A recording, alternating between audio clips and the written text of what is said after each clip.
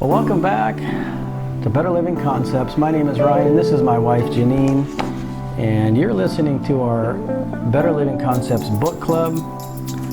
This is the Sunfood Diet Success System by David Wolfe. We are in Lesson 7. And as you may recall, we've broken this up into several sections because Lesson 7 is pretty long. And so today we're going to be covering overcoming disease and enzymes. A couple of quotes at the very top here. Treat disease through diet by preference, refraining from the use of drugs, and if you find what is required in a single herb, do not resort to a compound medicament. Ba'ula. Is that how you said it? Ba'ula is the person that said that. No matter from which angle we view health and disease, we cannot escape from being entangled in the conclusion that intractable disease is as old as cookery. Disease and cookery originated simultaneously. That was stated by Dr. Edward Howell, an enzyme nutritionist. Every living organism is vibrating at a certain metabolic level. If the internal energy of the organism drops below a certain level, then the immune system is compromised. Illness is an energy crisis in the body. The body no longer has enough energy to hold together its integrity. Purifying the body through balanced, mineral-rich, raw food nutrition raises the energy vibration, thus increasing the immune system. Chronic disease has two true causes: toxemia and demineralization. Toxemia is an accumulation of spiritual, emotional, mental, and physical waste mucus residues in the organism. Demineralization is a lack of major minerals, i.e. calcium, magnesium, sulfur, potassium, iron, iodine, etc., and trace minerals, zinc, selenium, manganese, copper, etc. To combat disease by attempting to destroy germs is an incorrect approach. Germs are found everywhere. They enter and exit the body all the time, every day. They coexist symbiotically with the human body.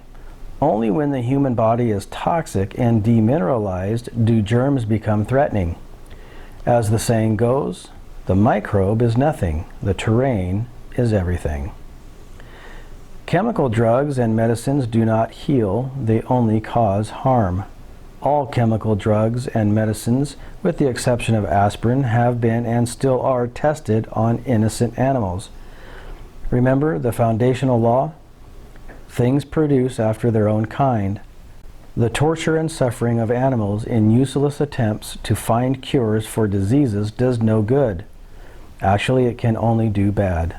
It only produces more of its own kind, more torture and suffering, more disease.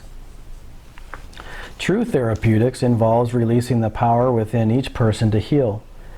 It is not the disease that must be stopped, but the poisoning of the body by an unhealthy lifestyle. For a complete healing to take place, the body must experience laughter, love, joy, fresh spring water, fresh air, mineral-rich nutrients, yogic movement, and a newfound desire to learn and keep the mind active. Relaxation is also a factor in overcoming disease. More people die on Monday morning than any other day of the week or at any other time. Stress accelerates illness as it causes the eliminative organs and the muscular system to constrict and hold onto toxicity and metabolic waste. Stress also causes us to use up certain minerals such as calcium, magnesium, and zinc more rapidly. A proper diet will help immensely, as certain foods such as green leafy vegetables help to remineralize and open up constricted muscles, and certain other foods such as juicy fruits help to flush out the toxicity. The emphasis here with diet is on removing the physical residue, on cleansing through proper diet. Once the physical body, the anchor, is put in tune, all the other bodies, mental, emotional, spiritual, line up and begin to cleanse as well. It is simple, it is real, it works. A pure, raw plant diet assists the body's cleansing efforts in the most natural way by eliminating any toxicity from entering the system and by simultaneously moving toxicity through the lymph and blood and out of the body through the eliminative organs: the bowels, kidneys, liver, skin, sinuses, and lungs. A purification of the diet enforces a self-healing and a radical whole-body rejuvenation. As you apply the health and diet system in this book, you may find that the common cold, flus, fever, grogginess, etc. are all actually efforts by the body to eliminate physical waste. They are symptoms of a body in the process of healing itself. When you have mastered this health and diet system, you will have overcome the major illnesses. You will no longer experience colds, flus, fevers, etc. They will all be looked at as part of a past and unusual way of life. Enzymes. Enzymes are substances that make life possible. They are needed for every chemical reaction that takes place in the human body. No mineral, vitamin, or hormone can do any work without enzymes. Our bodies, all our organs, tissues, and cells are run by metabolic enzymes. That was from Dr. Howell, Enzyme Nutrition. Enzymes are vital to all life processes. They are catalysts for all reactions in the body. They are a counterpoint to the vital sun energy in the body. They are transformers directed by hormones amongst a terrain of vitamins, minerals, carbohydrates, fats, and tissue proteins. There are three classes of enzymes: metabolic, digestive, and food. Metabolic enzymes operate in all the cells, tissues, and organs and are an essential part of every biological activity. Digestive enzymes are produced by and appear in the alimentary organs. They help digest carbohydrates, fats, and proteins. Amylases are enzymes that digest carbohydrates. Lipases are enzymes that digest fats. Proteases are enzymes that digest proteins. Food enzymes come enclosed with all whole raw foods in their proper portions. These enzymes are there to help digest the food, or to help ripen or decompose the food if it is not eaten. Many food enzymes are destroyed at 118 degrees Fahrenheit. The dehydration of food below 104 degrees Fahrenheit does keep most enzymes intact. Freezing and refrigeration hinders enzymatic activity. Freezing food destroys at least 30% of its enzymes and can destroy up to 66% or more of its enzymes. Fermented raw foods, including seed cheeses and raw sauerkraut, have a very high enzymatic activity, and thus they have been used by natural health pioneers such as Dr. Ann Wigmore to accelerate healing and disease recovery. Food enzyme shortages sooner or later result in physical degeneration and disease. When the digestive enzymes present in the body are insufficient, the body draws upon its reserves of metabolic enzymes from the major and minor organs and glands, weakening one's overall vitality. It takes 10 metabolic enzymes to form one digestive enzyme. Just because the dangerous effects of cooked and processed foods are not felt immediately does not mean they are not damaging. Humans have not adapted to cooked food in the way people assume. How can an animal, such as a field mouse that has never eaten cooked food in its genetic history, be captured, fed cooked food, and still live? Did it instantaneously adapt to cooked food? Just because one can chew up something, swallow it, and live long enough to tell others about it does not mean one has adapted to it. White bread, for example, has only been around for the last 100 years. People eat white bread en masse and they are still alive. Does that mean humans have adapted to white bread? Cooked and processed foods have a cumulative effect on the body. The enzyme potential decreases over time. Once the enzyme potential is diminished beyond a certain threshold, the body wears out and inner vitality is lost. After presenting a host of evidence demonstrating that all living creatures have a fixed enzyme potential which can be and usually is prematurely exhausted, Dr. Howell in Enzyme Nutrition writes, humans eating an enzymeless diet use up a tremendous amount of their enzyme potential in lavish secretions of the pancreas and other digestive organs. The result is a shortened lifespan, 65 years or less, as compared with 100 or more. Illness and lowered resistance to stresses of all types, psychological and environmental. The generational introduction of substances foreign to the organism causes enzymatic adaptations to appear in the digestive fluids even though no structural physiological adaptation occurs.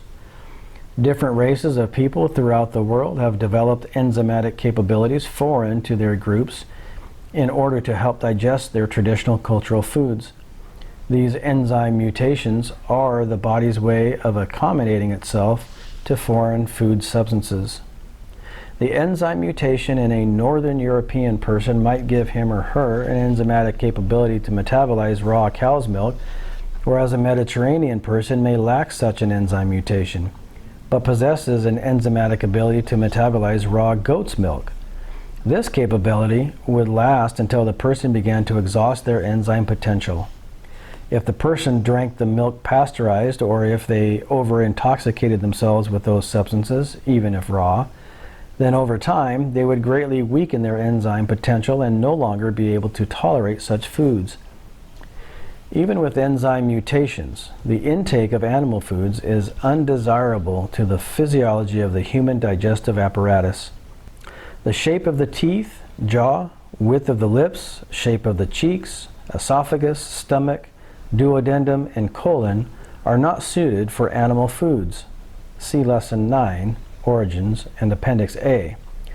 Enzyme mutations come about as part of the law of vital adjustment outlined by Professor Hilton Hotema in his book, Man's Higher Consciousness. The body's vital adjustment to foreign substances taxes the system and is always accompanied by a vital reduction in the body's overall health and energy level. After a degeneration has occurred, the law of vital adjustment can also work in reverse. As foreign substances are eliminated from the body, a vital increase occurs. The body is always capable, over time, of readjusting to its natural state, because the underlying original biological design is still the same. Genetic enzyme mutations in accordance with the law of vital adjustment caused by generations of unnatural feeding have turned the human digestive fluids into an anomaly in nature. The enzymatic activity in the human mouth and digestive system is far out of sync with anything in nature. Consider again the writings of Dr. Howell in his landmark work, Enzyme Nutrition. The digestive enzymes of civilized humans are infinitely stronger and more concentrated in enzyme activity than any of the metabolic enzymes, more concentrated than any other enzyme combination found in nature. Human saliva and pancreatic juice are loaded with enzyme activity. There is no evidence that wild animals living on natural raw diets have digestive enzyme juices even remotely approaching the strength of those found in civilized human beings. Dr. Howell has demonstrated, through what he calls the law of adaptive secretion of digestive enzymes, a manifestation of the law of vital adjustment, that animals eating raw diets have no enzymes in their saliva, but they begin to when fed a heat-treated diet. Dogs taken away from their natural raw diet and put on a cooked food diet had enzymes show up in the saliva in about a week. The opposite is true as well. When one returns to a natural raw diet, the frenzied enzymatic activity of the saliva eventually disappears. Allergies to raw foods are connected with enzymes. Some people are allergic to oranges or strawberries or some other plant foods. These foods contain enzymes that are like keys which unlock poisons the body has stored in locked boxes. The allergy is actually a release of poison. If these foods are introduced slowly and in small amounts, each box is opened and a little more poison is released. Once all the boxes are open, the allergy disappears. Dr. Howell also uncovered a connection between enzyme deficiencies in the diet, cooked food, and a decrease in brain size and weight. This connection should be clearly understood by those interested in maximum brain performance and in maximizing human potential. Proper nutrition is the basis of mental power. The nutriment of the brain cells is derived from the blood corpuscles perpetually being pumped into them by the action of the heart. If the food stream is devoid of enzymes and impure, then the pump valves will be weak or out of gear. The stomach will become disordered, the liver will be corrupted, the lungs will become congested, and the brain will be starved, drugged, and poisoned, while all the thoughts that germinate therein will be inappropriate and out of harmony with the earth. Thoughts of failure, world weariness, morbidity, despair, and sorrow are all associated with states of low energy and enzyme depletion in the body caused by eating the wrong food. Low energy deeply affects the state of mind. If every mental disorder is accompanied by a physical disorder, psychosomatic illness, then it must also be true that every physical disorder, enzyme deficiency, is accompanied by a mental disorder, which can be healed by an enzyme-rich diet. And that ends the section 4, or 7D, however you want to put it. What really stood out to you on that? You know, I think probably that last paragraph, well, the last two really. Proper nutrition is the basis of mental power. The nutriment of the brain cells is derived from the blood corpuscles, perpetually being pumped into them by the action of the heart. Yeah, lungs will become congested, the brain will be starved. I think the connection between the brain and the body there, thoughts of failure, world weariness, morbidity, despair, and sorrow are all associated with states of low energy and enzyme depletion in the body caused by eating the wrong food. Yeah, I'd say that's probably what stood out to me the most. Yeah. If we were to sort of encapsulate this reading of what we just did, realizing, I mean, I can't think of one time really over my lifetime that I really considered enzymes. You know what I mean? Yeah. So having an understanding of how the body works is really powerful. Sort of it drives home the point of eating raw, or at the very, I would say it drives home the point of just being mindful of how you treat yourself. Yeah. Enzymes are vital to all life processes. They are catalysts for all reactions in the body. Yeah. They are a counterpoint to the vital sun energy in the body. They are transformers directed by hormones amongst a terrain of vitamins, minerals, carbohydrates, fats, and tissue proteins. Yeah. Powerful reading once again. They operate in all the cells, tissues, and organs. They are produced by and appear in the alimentary organs. They help digest carbohydrates, fats, proteins. So I don't know what we'd actually just compare them to. It seems to me that you could probably do a deep dive on enzymes alone, and I'm sure there are plenty of books out there, as he's referenced, that actually the entire book is on the subject of enzymes. And it's really fascinating to me how our bodies are designed, and how so many of these intricate complexities are so intertwined and associated with each other. That's kind of what I'm taking away from this. I didn't realize that freezing food was so destructive. I thought that freezing actually maintained food in a closer to natural state. Makes me kind of want to look into fermented seed cheeses a little bit. Yeah. Also, he says it takes 10 metabolic enzymes to form one digestive enzyme. Mm-hmm. That the shortage, sooner or later, will result in physical degeneration. I was also thinking of the word degeneration. Interesting. You know what I mean? Wow. I never really thought about that word before. It just kind of jumped out at me. Yeah, I mean, you know, you think of, you know, degeneration as just sort of, you know, just something that's failing or, you know, just sort of decaying. Mm-hmm. But when you kind of break it down as you're saying it there, that really, it's kind of scary. Yeah. You know? Rather than, you know, excelling the human race or moving forward, it's breaking it down or stopping it, right? It keeps you from having another generation. Yeah, it certainly can. Yeah. The other thing that caught my attention here was the idea of allergies.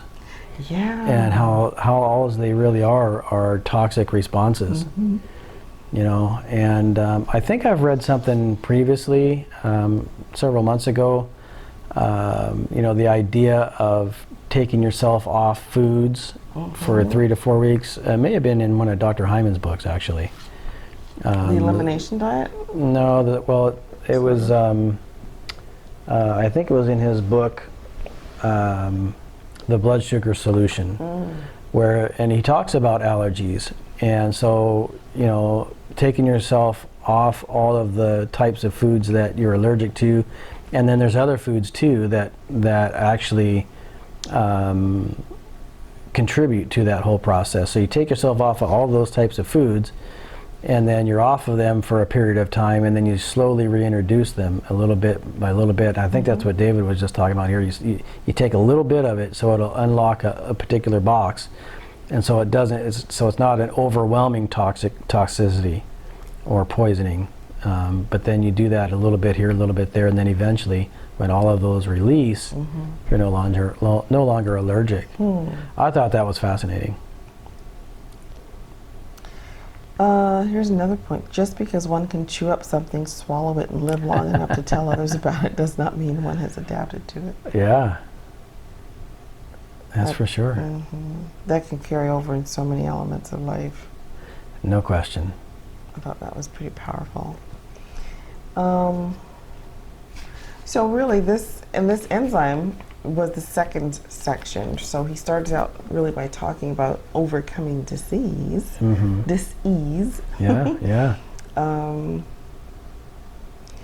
combat disease by attempting to destroy germs is an incorrect approach. Germ theory. Okay, yeah. Germs are found everywhere. They'll enter and exit the body all the time, every day. They coexist symbiotically with the human body. Only when the human body is toxic and demineralized do germs become threatening. As the saying goes, the microbe is nothing, the terrain is everything. I thought that was pretty important. Yeah. Especially these days, yeah. Yeah, so when you consider the terrain, it's been said that each person has inside of themselves a universe unto its own, right? The thousands, if not billions, of microbes and whatever. You know, we watched that one particular, series on the gut microbiome, which I highly recommend people checking into that concept as well, the microbiome of the gut and how to heal it. But that to me is kind of the same process. You know, that's where the terrain comes in. This whole first section really struck me, this overcoming disease. And I'll kind of work backwards with it. So he talks about relaxation, that it's a factor in overcoming disease. How more people die on Monday morning than any other day of the week. Stress accelerates illness as it causes the eliminative organs and the muscular system to constrict and hold on to toxicity and metabolic waste. Stress also causes us to use up certain minerals such as calcium, magnesium, and zinc more rapidly. A proper diet will help immensely as certain foods help to remineralize and open up constricted muscles, and certain other foods help to flush out toxicity. Paragraph before that, for complete healing to take place, the body must experience laughter, love, joy, fresh spring water, fresh air, mineral-rich nutrients, yogic movement, and a newfound desire to learn and keep the mind active. Pretty powerful. Yeah. Also, this whole idea of the torture and suffering of animals, so of pharmaceuticals being tested on animals, and that I guess you might almost say it's a karma thing, right? Things produced after their own kind, but the torture and suffering of animals in useless attempts to find cures for diseases does no good. Actually, it can only do bad. It only produces more of its own kind, more torture and suffering, more disease. I hadn't thought of that before. Yeah. And then the way he starts it off, really, illness is an energy crisis in the body. Wow. That every living organism is vibrating at a certain metabolic level. And that if the internal energy of the organism drops below that level, then the immune system is compromised. So it's kind of like we have our note that we're supposed to be resonating at. Oh, yeah. Right? And that if we drop below that, illness is gonna happen. Yeah. The body, so yes, illness is an energy crisis in the body. The body no longer has enough energy to hold together its integrity. Purifying the body through balanced, mineral-rich, raw food nutrition raises the energy vibration, thus increasing the immune system. And I have to believe that music, dance, gardening, being out in nature, being near water, being near trees, I would have to believe that those are things that are going to raise your vibration, right? We know music does for sure. Yeah. So the way he puts, these two sections together, really, overcoming disease, moving into enzymes, and then of course he's going to end the chapter with some recipes, I think, recommendations for rapid results. But it's been an interesting chapter. No doubt. Yeah, absolutely.